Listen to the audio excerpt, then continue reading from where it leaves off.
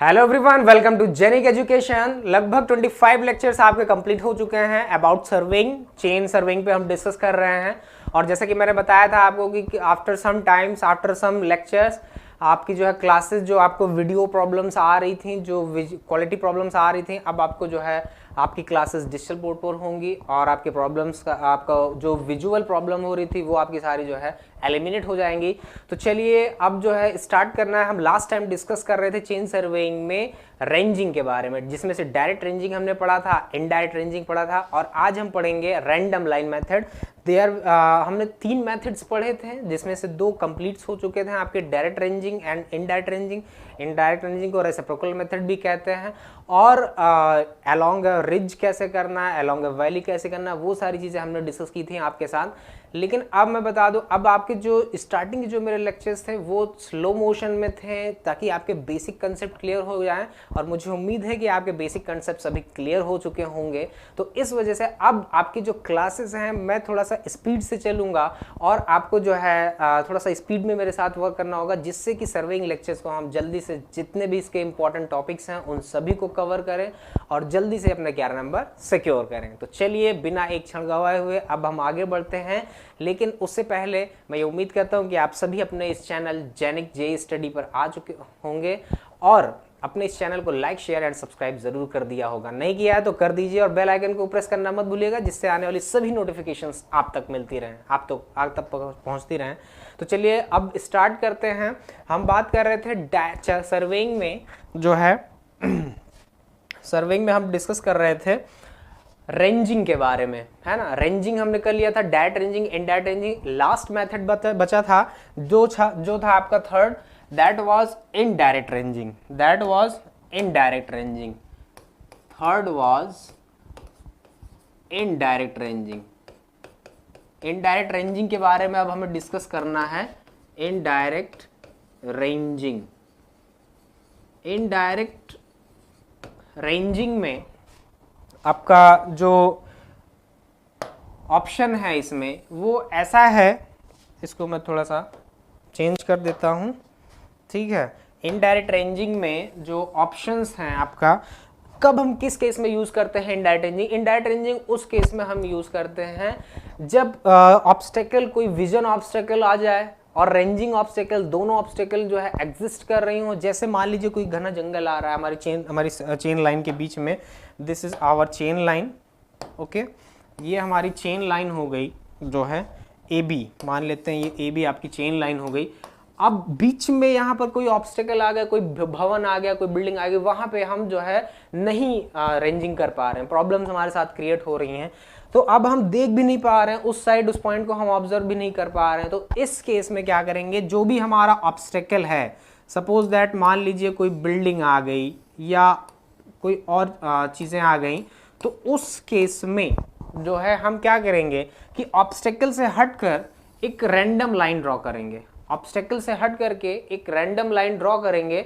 जब जो है ऑब्स्टेकल से हट करके एक रैंडम लाइन आप ड्रॉ करेंगे, इसके बाद एक ऐसा पॉइंट यहां पर हम सेलेक्ट करेंगे, जो है एक ऐसा पॉइंट यहां पर हम सेलेक्ट करेंगे। सपोज दैट ई पॉइंट में सेलेक्ट कर लेता हूं, ठीक है, या फिर बी पॉइंट मान लेते हैं, ठीक है। तो इसको जो है बी पॉइंट मान लेते हैं। सपोज दैट ये हमारा बी पॉइंट हो गया। अब यहां से हमें एक ऐसा जो है परपेंडिकुलर ड्रॉ करना है जो कि बी से पास हो। कहां से पास हो? बी से। तो ये आपका बी ऑलरेडी है, तो इसको मैं सी कर देता हूं, है ना। इसको हम जो है सी पॉइंट कर देते हैं, जो है ये आपका हो गया सी पॉइंट, या ई डैश ई पॉइंट मान लेते हैं, ओके।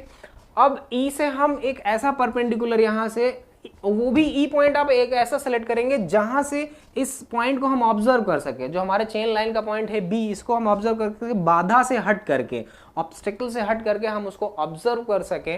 तो यहां से हम राइट एंगल जो है परपेंडिकुलर जब सेट आउट करेंगे, तो उस केस में ये हमारा बी से पास होना चाहिए। उस केस में ये हमारा बी से पास होना चाहिए। इस चीज को आपने ध्यान रखना है।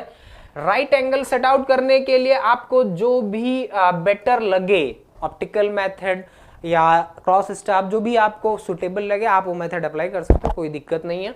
राइट एंगल हमने यहां पर सेट आउट कर दिया, this is right angle. Okay, इतना आप कर सकते हैं, इतने इसमें मुझे नहीं लगता कोई प्रॉब्लम होनी चाहिए आपको।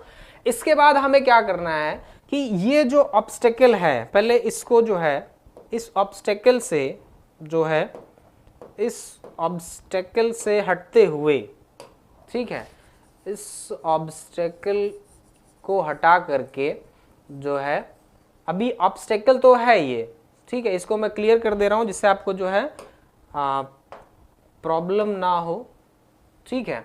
अब यहाँ पे हमें क्या करना है कि एक पॉइंट ऐसा ई यहाँ पर एक पॉइंट आप बी और ए बी ई ले लिया हमने, चलिए दूसरे पॉइंट ले लेते हैं, सी और डी ले लेते हैं। यहाँ पे चलिए मैं डी पॉइंट ले लेता हूँ और एक पॉइंट सी ले लेता हूँ, ठीक है। वही काम फिर आपको करना है डियर, यहां से आपको परपेंडिकुलर सेट आउट करना है। अब ये परपेंडिकुलर सेट आउट करने के लिए, ये परपेंडिकुलर सेट आउट करने के लिए अगर बीच में कोई ऑब्स्टेकल पड़ रही, पेड़ वगैरह जैसे पड़ रहे हैं, तो आप उनको हटा सकते हैं, ठीक है, उनको हमें हटाना पड़ सकता है, कोई प्रॉब्लम नहीं है उसके लिए। और राइट एंगल फिर हमें सेट आउट कर देना है इस तरह से। राइट एंगल यहां पे भी अब हम सेट आउट कर देंगे, this is 90 degree, this is 90 degree. Okay, अब ये जब पॉइंट आप यहां पे सेट करेंगे तो जब इनको राइट एंगल पे सेट आउट करेंगे तो यहां पे पॉइंट मिलेंगे हमें, suppose that D point, suppose that C point. Okay, D point C point मिल जाएंगे हमें। बीच में अगर कोई ऑब्स्टेकल पड़ रही तो उसके लिए हम जो है उसे हमें हटाना पड़ेगा। अब इसके लिए यहां पे हमें ए बी का लेंथ चाहिए। ए बी के लेंथ का देखिए ये राइट एंगल बन रहा है, ये आपका राइट एंगल ट्रायंगल बन रहा है, एंगल ए ई बी, ठीक है। इस केस में क्या होगा डियर कि पाइथागोरस थ्योरम अप्लाई कर दीजिए आप। आपको पता है ए बी इक्वल टू क्या हो जाएगा, यहां से A B is equals to, Pythagoras theorem apply कर दीजिए, A B equals to A E square plus B E square, because ये हाइपोटेन्यूज बन गया, ठीक है। तो A B equal to under root A E square plus B E square हो जाएगा, ठीक है। Under root A E square plus B E square. Okay, यहां से आपको ए बी की वैल्यू मिल गई, ए बी का पथ मिल जाएगा। अभी हमें क्या करना है, सी डैश और डी डैश को भी लोकेट करना है। तो यहां से तो ये चीजें आपको क्लियर हैं। उसके बाद ए सी डैश, अब देखिए यहाँ पे एंगल ऑफ समरूप त्रिभुज का नियम भी आप लगा दीजिए जो है, तो वहां से आपको क्या मिल जाएगा, आप इसको अप्लाई कर देते हैं ए D upon D D dash, ठीक है, A D upon D D dash, A D upon D D dash, A D upon D D dash. Okay, तो यहां पे मैं लिख देता हूं, हो सकता है आपको वहां क्लियर ना दिख रहा हो, A D upon D D dash is equals to, A D upon D D dash is equals to A E upon B E, A E upon B E, A E upon B E आपको यहां पे मिल रहा है Pythagoras theorem से जो है। और इसी तरह से आप जो है इसको लिख सकते हैं जो है A B upon B E, A B upon B E, A B upon B E is equals to, AB upon BE is equals to AD dash upon DD dash, AD dash upon AD dash upon DD dash, ठीक है, AD dash upon DD dash। तो ये आपका हो गया जो है AD dash upon DD dash। Okay, D D dash हो गया यहाँ पे। अब यहाँ पे आपको चाहिए क्या, हमें चाहिए A D dash. A D dash की वैल्यू देखिए यहाँ से आपको मिल रही है, ए डी डैश की वैल्यू हो जाएगी आपको, A D dash is equals to A B upon B E multiplied by A D dash multiplied by A D dash, ठीक है, multiplied by A D dash. अब यहां पर डियर ध्यान से देखिए, ये जो है आपका A D dash upon D D dash, A D dash upon A D is equals to हो जाएगा आपका, A D dash is equal to हो जाएगा ए डी। तो ये ए डी डैश नहीं होगा, ए डी होगा केवल, तो इसको मैं इरेज कर देता हूं यहाँ पे, ठीक है, ये आपका। ओके, अब सही है। तो ये जो है AD dash equal to AB upon BE into AD हो जाएगा। अब ध्यान से देखिए, फिर आप चाहे इस फॉर्मूले को अप्लाई कर लीजिए, जो भी आपके पास डेटा अवेलेबल हैं, या फिर इस फॉर्मूले को अप्लाई करके हम यूज कर सकते हैं। यहां से देखिए, अगर आप AB के लिए स्वतंत्र नहीं हैं तो AE के लिए तो फ्री हैं, तो AE डिस्टेंस आपको यहां से मिल जा रहा है, BE भी आपको यहां से मिल रहा है डियर, और AD DD डैश की वैल्यू यहां AD आपके पास है, AD भी आपके पास है, तो क्या DD डैश नहीं मिल पाएगा? DD डैश भी तो मिल जाएगा यहां से। DD dash is equals to AE upon BE into AD, ठीक है, जिसमें से AD भी आपके पास गिवन है, आप पता है आपको, BE भी पता है, ठीक है, और AE भी पता है, बिकॉज BE आपका ऑब्स्टेकल से हट कर है वो डिस्टेंस, ठीक है। तो ये चीजें हैं, इसको आपको कंसंट्रेट करना है, ध्यान देना है, जो है इसमें कोई प्रॉब्लम नहीं होनी चाहिए, मुझे लगता है, मेरे ख्याल से, आई थिंक। अब आपको क्या है कि DD की वैल्यू मिल गई, AD की वैल्यू मिल गई, ठीक है, AD की वैल्यू मिल गई, DD डैश की वैल्यू भी आपके पास है। इसी तरह से आप CC, अब DD डैश मिल गया, AD मिल गया, तो क्या AD डैश नहीं मिल पाएगा? AD डैश भी तो यही पाइथागोरस थ्योरम अप्लाई होगा, AD dash equal to under root AD square plus DD dash square, वो मिल जाएगा आपको। सेम यही प्रोसीजर जो है आपका CC के लिए एप्लीकेबल हो जाएगा, सेम यही प्रोसीजर आपका जो है CC के लिए एप्लीकेबल हो जाएगा, ठीक है। तो आई थिंक मेरे ख्याल से कोई प्रॉब्लम इसमें आपको अब नहीं होनी चाहिए, ये आपका क्लियर होगा जो है। अब हम डिस्कस करने जा रहे हैं। अब इस तरह से आपको जो है, अगर कोई ऑब्स्टेकल आ रही है, कोई प्रॉब्लम आ रही है रेंजिंग में, तो आप ये जो है कर सकते हैं। एक चीज और आपको मैं बता दूं, बहुत ध्यान से समझिएगा, हमेशा always ranging is done before चेनिंग। चेनिंग से पहले हम रेंजिंग करेंगे, चेनिंग के बाद नहीं रेंजिंग करना है हमें ऑलवेज हमेशा जो है रेंजिंग को चेनिंग से पहले अप्लाई करना है, ठीक है। तो अब हम जो है नेक्स्ट डिस्कस करने जा रहे हैं, जो कि है हमारा chaining process. That is very important process for the chain surveying. So let's start chaining process. Okay, chaining process, CHAINING, chaining process बहुत important है ये आपका, ठीक है। तो chaining क्या है भाई? चेन सर्वेइंग से आप ऑपरेशन कर रहे हो, वर्क कर रहे हो, तो जो है आपने इंस्ट्रूमेंट्स के बारे में जाना, जो है प्रोसेस जाना आपने कि जो है रेंजिंग क्या सबसे पहले हमें करना है, उसके बाद अब हमें चेनिंग करना है। तो चेनिंग का मतलब होता है, चेनिंग आप तभी कर सकते हैं जब आपका रेंजिंग कंफर्म्ड हो। रेंजिंग आपने कंफर्म कर लिया, पॉइंट्स आपके क्लियर हो गए कि इस लाइन पर, इस चेन लाइन पर सपोज दैट जितने भी आपके पॉइंट्स थे, ठीक है, वो आपके क्लियर हो गए, उनका आपने अलाइनमेंट ले लिया। अभी हम क्या करेंगे, उनके बीच डिस्टेंस मेजरमेंट, उनके बीच सपोज दैट ए बी आपकी चेन लाइन है और इनके बीच आपके पॉइंट्स हैं, इंटरमीडिएट पॉइंट सी और डी, ठीक है, सी और डी आपके इंटरमीडिएट पॉइंट्स हैं। अब इनके बीच हमें जो है रेंजिंग कर लिया हमने, इनका अलाइनमेंट ले लिया with the help of ranging rod वगैरह, जो भी करना था कर लिया। इसके बाद अब हमें इनके बीच का डिस्टेंस मेजरमेंट करना है, that is done by chain and the process is known as chaining. Okay, chaining, CHAI।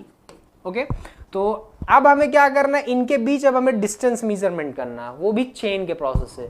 लेकिन अब चेनिंग करने तो जा रहे हैं, चेनिंग करने का कुछ फंडामेंटल्स है, कुछ जो है बेसिक्स है, क्योंकि चेनिंग जो हम करते हैं dear, that is applicable for horizontal level, that is applicable for horizontal plane, है ना, हॉरिजॉन्टल प्लेन के लिए करते हो, हॉरिजॉन्टल प्लेन, ठीक है, लेकिन हॉरिजॉन्टल प्लेन के लिए करते हो आप, लेकिन रियल में आपको पता है कि जो ऑन द अर्थ सरफेस है वो प्योर हॉरिजॉन्टल नहीं है, कहीं पर इवन सरफेस होता है, कहीं पर अनइवन सरफेस होता है, कहीं पर डिप्रेशंस होते हैं, कहीं पर एलिवेशंस होते हैं, कहीं पर रिजेस होते हैं, कभी कहीं पर वैलीज होते हैं, बहुत सारी प्रॉब्लम्स होती हैं। तो एक एवरेज ध्यान दीजिएगा, अगर हॉरिजॉन्टल से कोई सरफेस ओनली 3 डिग्री का एंगल बना रही है, then we assume it by as a horizontal surface, तो हम इसको हॉरिजेंटल मान लेते हैं।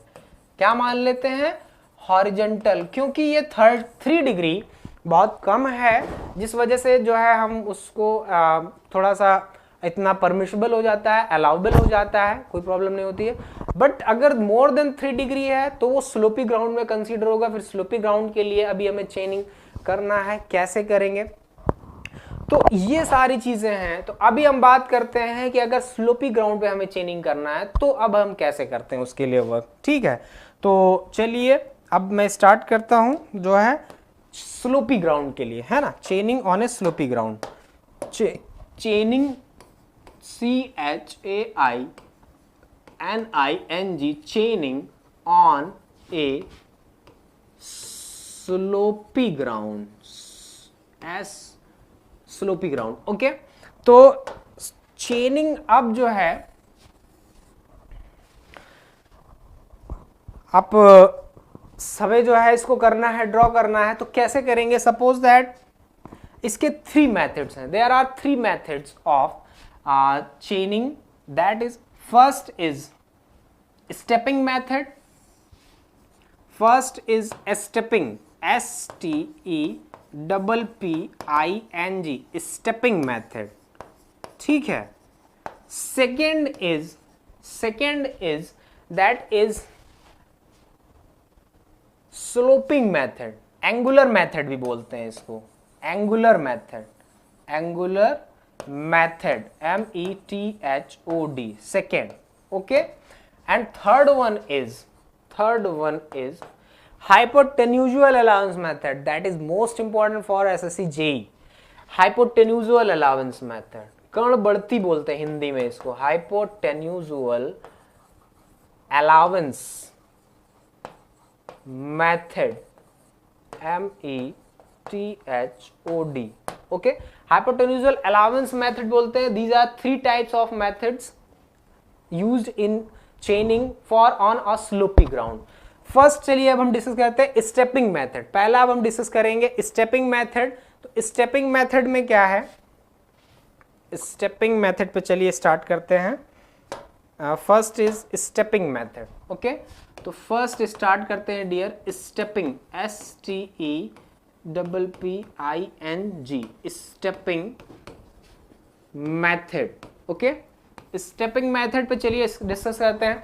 स्टेपिंग मेथड, सीढ़ी विधि इसको हिंदी में बोलते हैं। इसके लिए क्या है कि जो है अगर कोई सिंपल स्लोप है, सपोज दैट ये आपका हॉरिजेंटल प्लेन है, ठीक है, ये जो है स्लोपी ग्राउंड है, ठीक, ये आपका स्लोपी ग्राउंड है। यहां पर अभी हम क्या करते हैं कि जो हमारा लीडर है और जो फॉलोअर है, वो फॉलोअर जो है यहां पर चेन का वन एंड लेकर जो है यहां पर खड़ा हो जाता है। ठीक है, यहां पर चेन का एक एंड पकड़कर खड़ा हो जाता है और फिर जो फॉलोअर, जो लीडर है, वो अपने चेस्ट लेवल तक, यहां तक, चेस्ट लेवल तक जो है चेन को या टेप को जो है स्ट्रेच करता है, खींचता है इस तरह से, ये ठीक है, इस तरह से खींचता है। और सपोज दैट मान लीजिए ये पॉइंट है आपका, तो यहां पर ये, अब हम इसको चलिए नेमिंग दे देते हैं, that is B, that is C and that is A। Okay, अब मान लिया हमने ये P पॉइंट है, अपने इसको स्ट्रेट रखना है, इसको हॉरिजॉन्टल रखना है।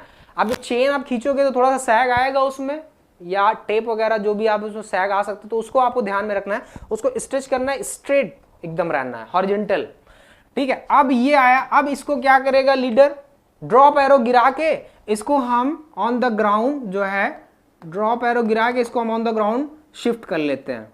मान लिया ये ऊपर P था, अभी ये क्या हो गया? P dash. ओके, सेम यही प्रोसेस फिर से अप्लाई करते हैं हम। और अब हम क्या करेंगे? अब हमारा जो फॉलोअर है वो P डैश पर आ जाएगा, यहां पर चेन का वो एंड पकड़ कर खड़ा हो जाएगा, और जो हम लीडर हैं वो आगे बढ़ के और फिर एक स्टेप आगे बढ़ेंगे जो है, और स्ट्रेच करते हुए जो है, स्ट्रेच करते हुए अपने चेस्ट लेवल तक फिर इसको स्ट्रेच करेंगे। और ये जो पॉइंट है मान लेंगे ये Q रिप्रेजेंट कर रहा है, और इसको फिर हम ड्रॉप एरो की मदद से यहां पर शिफ्ट कर लेंगे, that is Q dash, Q dash. इसी प्रोसेस को डियर हमें कंटिन्यू करना है up to required level P Q R, that is R dash S या सी, तो इसको सी डैश मान लेते हैं, है ना। अब आप देख रहे हैं ये आपका जो है उस केस में बेटर है जो है अनइक्वल स्लोप के केसेस में। अगर अनइक्वल स्लोप है तो वहां पे बेटर है, क्योंकि बार बार स्लोप झंझट नहीं रहेगा मीडियर करने का, आपने डायरेक्ट स्ट्रेंथ ले लिया। बिकॉज हमें क्या है कि हमें दो, अभी ये स्लोपी ग्राउंड है, हमें लेकिन चेनिंग करना है। तो चेनिंग डियर, चेनिंग आपका जो है ओके, चेनिंग आपका जो है दो बिंदुओं के बीच की क्षैतिज दूरी हम हॉरिजॉन्टल प्लेन पर मेजर करते हैं उसको। तो यहां पर स्लोपी ग्राउंड मिल रहा है, तो इस वजह से अभी हमें डायरेक्टली इनका जो है horizontal distance L1, L2, L3, ठीक है, L4 है ना, L4 आपका जो है L4 हो गया ये, और ये जो है आपका L3 हो जाएगा। ओके, ये आपका L3, L1, L2, L3, और यहाँ पे भी आपका जो है ये जिसको हमें करना है L2, that is L2। Okay, तो आई थिंक मेरे ख्याल से चीज़ें आपको क्लियर होंगी। अब देखिए क्या है कि हमने स्टेप के फॉर्म में, स्टेपिंग फॉर्म में हमने चीज़ों को जो है कलेक्ट कर लिया, लेंथ को कलेक्ट कर लिया। अभी हमें क्या चाहिए था, हमें बी और सी के बीच का हॉरिजॉन्टल डिस्टेंस चाहिए था, जो कि हम स्लोप की वजह से डायरेक्टली मेजर नहीं कर पा रहे थे। अभी हमने क्या किया कि इनको सेपरेटली मेजर कर लिया। अभी हमें टोटल लेंथ चाहिए, दैट इज L। हमें पता है इनको क्या करना है, L1, L2, L3, L4 and so on. इस तरह से हम इसको मेजर कर लेंगे और डायरेक्ट हमें टोटल। अभी इससे क्या है कि हमें दो बिंदुओं के बीच की क्षैतिज दूरी हॉरिजॉन्टल डिस्टेंस डायरेक्टली मिल जा रही है। कोई हमें इसमें मेथड, कोई फॉर्मूला, कोई थ्योरी अप्लाई नहीं करनी पड़ रही है, बहुत विशेष। ये चीज़ें आपको क्लियर हुई होंगी। अगर क्लियर हुई होंगी और मेरी बातें जहां तक मैं पहुंचाना चाह रहा हूं अगर वहां तक पहुंच रही हैं, तो चैनल को लाइक, शेयर एंड सब्सक्राइब करना मत भूलिएगा, और बेल आइकन को जरूर प्रेस करिएगा, जिससे आने वाली सभी नोटिफिकेशंस आप तक पहुंचती रहें। तो इस तरह से आपने देखा, यहाँ पर आपको जो है मिल जाएगा, ये टोटल लेंथ मिल जाएगा। इनमें हम दो बिंदुओं के बीच की क्षैतिज दूरी डायरेक्टली, हमने सीधे डायरेक्टली मेजर किया, ठीक है। लेकिन इसीलिए बिकॉज स्टेपिंग बन रहा है, that's why this method is called stepping method. Okay, this method is called आपका स्टेपिंग मेथड के नाम से जाना जाता है, ठीक है। और अगर अनइवन सरफेस, अनइक्वल स्लोप है, तो वहां पे ये आपका बेटर रहेगा। अपनी सुविधा के लिए हम क्या करते हैं कि जो है अप से डाउन लेवल की तरफ बढ़ते हैं, जिससे हमें कंफर्ट फील हो, प्रॉब्लम ना हो वर्क में, प्रोसीजर में। तो उस जो है इस तरह से जो है आपको ध्यान देना है जो है। ओके, यहां पर आपका जो है ये स्टेपिंग मेथड है। अभी हम नेक्स्ट स्टार्ट करने जा रहे हैं, दैट इज एंगुलर मेथड। तो चलिए स्टार्ट करते हैं एंगुलर मेथड, है ना। तो एंगुलर मेथड पे आते हैं, that is second angular method. Second आपका है angular method, that is angular method second.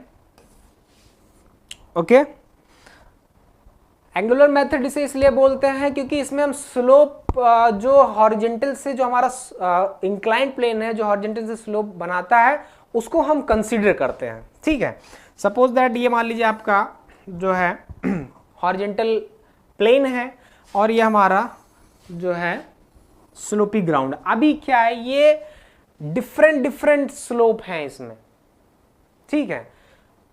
तो भी, और अगर सेम है तो भी जो है, मान लीजिए हॉरिजॉन्टल से जो है फाई स्लोप बना रहा है, ठीक है। अब हॉरिजॉन्टल से फ्लाई स्लोप बना रहा है, यहां पे डिस्टेंस अब चलिए नेमिंग कर देते हैं, that is A, that is B, that is C. अभी हमें बी और सी के बीच की हॉरिजॉन्टल डिस्टेंस चाहिए। हमें मान लिया ये भाई डी है, क्या है ये डी है, दैट इज हाइट, मान लेते हैं एच है भाई, ठीक है। और स्लोप जो एंगल ये बन रहा है दैट इज थीटा या फाई मान लेते हैं, ठीक है। तो आप इसमें लगा दीजिए cos phi is equal to क्या हो जाएगा, cos फाई। अभी ये स्लोप आपको गिवन है इसमें, लेकिन कंडीशन ये है, उसमें गिवन नहीं था, इसमें आपको गिवन है।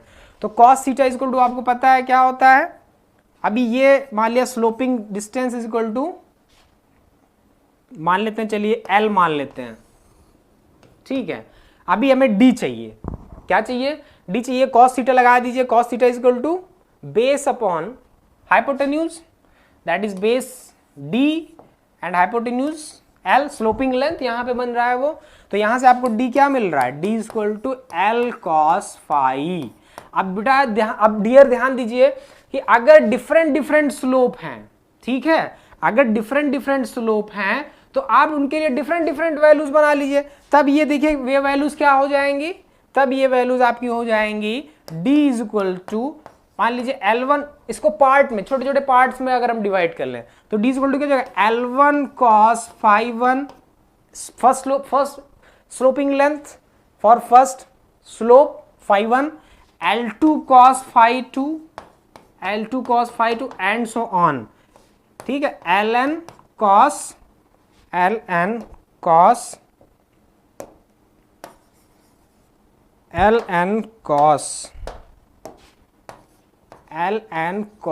Five n। तो इस तरह से आप टोटल जो है डिस्टेंस मेजर कर सकते हैं, इसमें कोई प्रॉब्लम नहीं होगी आपको, ठीक है। इस तरह से आपका एंगुलर मेथड भी कंप्लीट हो गया है। और अगर चीजें आपको क्लियर हो रही हैं, समझ में आ रही हैं, तो मुझे कमेंट बॉक्स में जरूर बताइए, क्योंकि आपके कमेंट का मैं बहुत बेसब्री से इंतजार कर रहा हूं। So please always mention in the comment box, always response, जिससे हमें भी मोटिवेशन मिलता रहे, हमें भी तो एक बूस्टअप चाहिए, आप नहीं दोगे तो कौन देगा, ठीक है। तो उस चीज को आप ध्यान रखिए, हमें भी ये ऑब्जर्व कराइए कि आप जो है विजिट कर रहे हैं, आप एनालाइज कर रहे हैं, ओके, थैंक्स। तो अब स्टार्ट करते हैं। Next method is that is very important for us in the term surveying for SSCJ exams and other competitive engineering exams, that is hypotenusal allowance method. Second is, now next is hypotenusal allowance method. तो hypotenusal allowance method पे चलिए start करते हैं। Third is very important, that is hypotenusal HY hypo TE and USUAL hypotenusal allowance, ठीक है, hypotenusal allowance method, hypotenusal allowance method आप बोल सकते हैं, ठीक है, METHOD hypotenusal allowance method। hypotenusal allowance method कर्ण बढ़ती भी इसको हिंदी में बोलते हैं, ये अक्सर पूछा जाता है। इसमें क्या है कि जैसे मान लीजिए हमारे दो स्टेशन पॉइंट्स हैं, है ना, स्लोपी ग्राउंड पर, ए एंड दैट इज, चलिए सी मान लेते हैं इसको, ठीक है, ओके।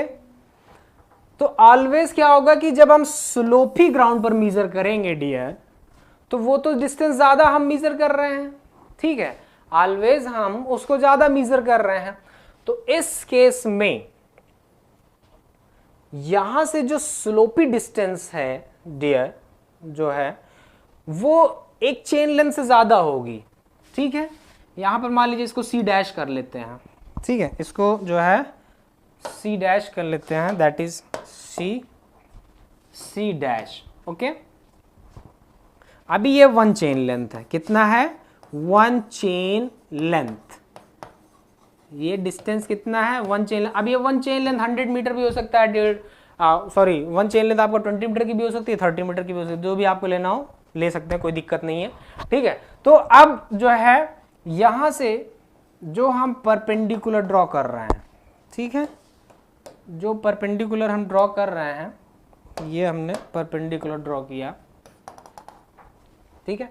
अभी ये वन चेन लेंथ है डियर, स्लोपी डिस्टेंस पर एक चेन लेंथ से थोड़ा सा ज्यादा आगे बढ़ा के एरो लगाते हैं, और ये आप देखिए जब मैं आर्क लगाऊंगा तब ये देखिए हाइपोटेन्यूज, क्योंकि वन चेन लेंथ जब ये स्लोपी ग्राउंड पे जाएगा तो ये कम हो जाएगा, ठीक है, मान लिया ये बी है, ठीक है, दैट इज बी। तो ये भी वन चेन लेंथ हुआ कि नहीं, वन चेन लेंथ हुआ। अभी क्या है कि ये डिस्टेंस बढ़ गई है हमारे पास, नहीं बढ़ गई है। तो इसी बड़ी डिस्टेंस हुई कि इसी बड़ी डिस्टेंस की वैल्यू हम पता कर लेते हैं।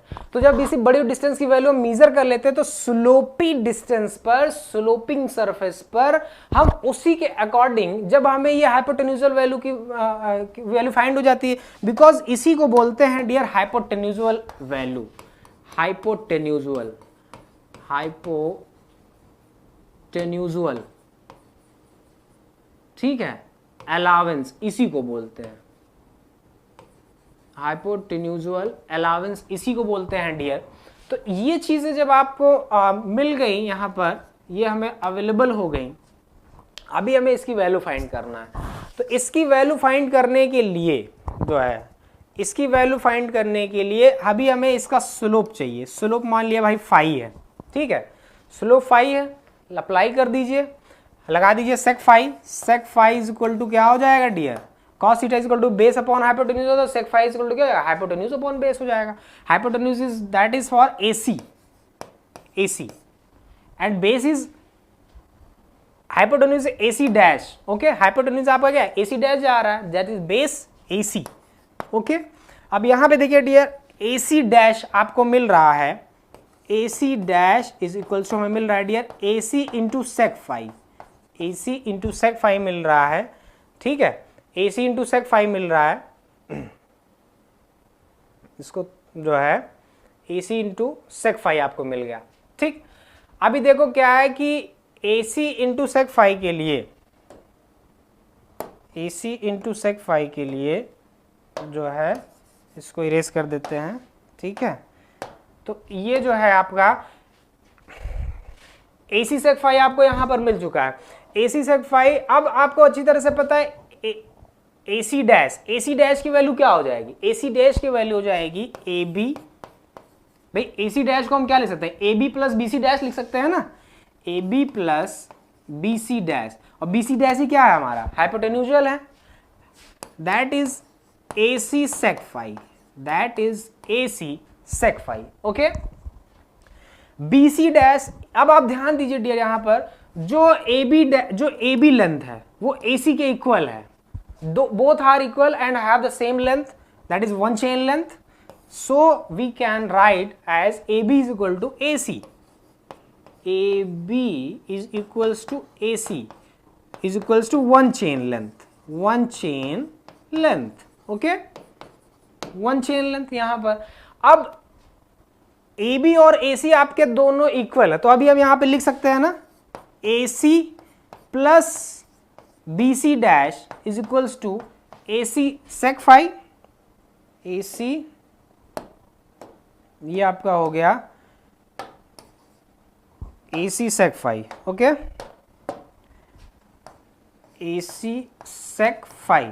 अभी देखो ये AC उधर शिफ्ट हो जाएगा, ठीक है, ये AC उधर शिफ्ट हो जाएगा, तो हम लिख सकते हैं that is BC dash is equals to AC sec phi minus AC। यहां पे डियर देखो AC कॉमन हो जा रहा है, AC आप कॉमन ले लीजिए, क्या मिल रहा है हमें, sec phi minus 1, that is BC dash, that is the value of hypotenusal allowance, okay.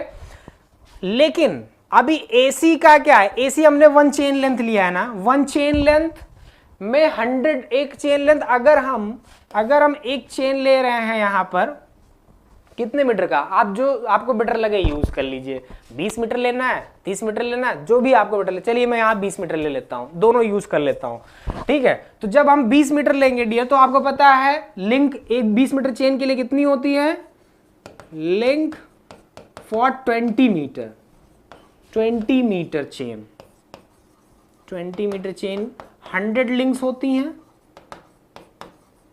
और 30 मीटर के लिए एंड फॉर 30 मीटर के लिए 150 लिंक होती हैं, ठीक है। तो यहां पे देखिए AC की वैल्यू आप, मैं 20 मीटर लेता हूं तो यहां पे 100 लिंक हो जाएगा, ये 100 sec phi minus 1, that is BC dash, and ये तो आपका हो गया फॉर किसके लिए, 20 मीटर चेन लेंथ के लिए। जबकि अगर हम 30 मीटर ले रहे हैं तो 150 हो जाएगा, 150 sec phi minus 1, 150 sec phi minus 1, that is for 30 metre chain. ठीक है, तो इस तरह से आपको क्लियर हो गया डियर कि जो है 30 मीटर चेन के लिए, 20 मीटर चेन के लिए क्या जो है हाइपोटेन्यूज की value, that is most important value. ठीक है, ये आपके क्लियर हुआ होगा। आज हमने सीखा कि चेनिंग में जो है चेनिंग कैसे करते हैं, चेनिंग के प्रोसेस, डायरेक्ट मेथड या स्टेपिंग मेथड जिसे आप बोलते हैं, एंगुलर मेथड और hypotenuse, these way are the most important method, है ना। वो आई थिंक मेरे ख्याल से आपको क्लियर होंगे। अगर फिर भी कोई डाउट है या कोई चीज़ मिस हो रही है, कोई चीज़ छूट रही है, तो मुझे आप कमेंट बॉक्स में ज़रूर बताइए, उसको ज़रूर एक्सप्लेन किया जाएगा और आपकी जो प्रॉब्लम्स हैं, आपकी जो क्वेरीज हैं, उनका सोल्यूशन जरूर किया जाएगा। तो अगर अभी तक आपने अपने इस चैनल को लाइक शेयर सब्सक्राइब नहीं किया है, सो प्लीज़ कर दीजिए, बेल आइकन को प्रेस करना भूलिएगा नहीं, ज़रूर करिएगा, जिससे आने वाली सभी नोटिफिकेशंस आप तक मिलती रहें। Okay, thank you class, thank you to all, bye bye.